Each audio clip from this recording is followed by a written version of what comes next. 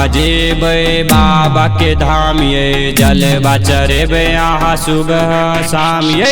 काल अहाँ जेबै बाबा के धाम ये, जलवा चढ़ेबै अहाँ सुबह शाम ये। संगे हम जेबै जलवा चढ़ेबै, मस्ती में सबकी झूम के नचबै।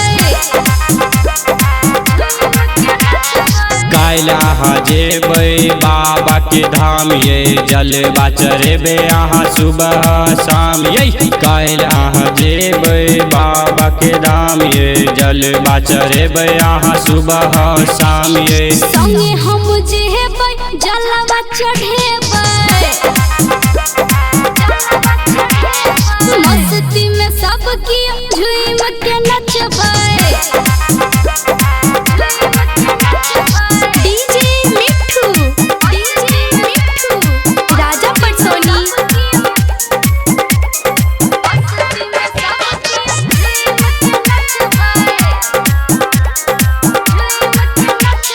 सुल्तानगंज जेबै कोना के यो, बाबा के जल भरबै कोना के यो। देवघर नगरिया दूर हो गे रनिया, जल चढ़ेबो कोना के गे रनिया। संगे हम जेबै जलवा चढ़ेबै,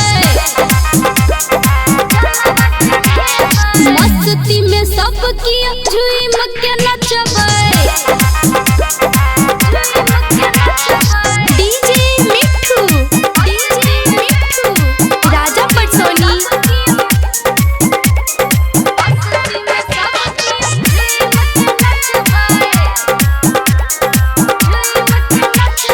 काल हम जेबै सुनु बाबा धमियो, जल चढ़ेबै पिया बाबा के यो।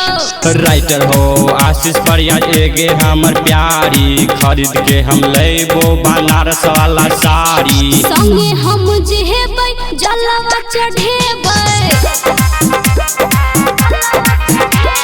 मस्ती में सबकी झूम के नचबै।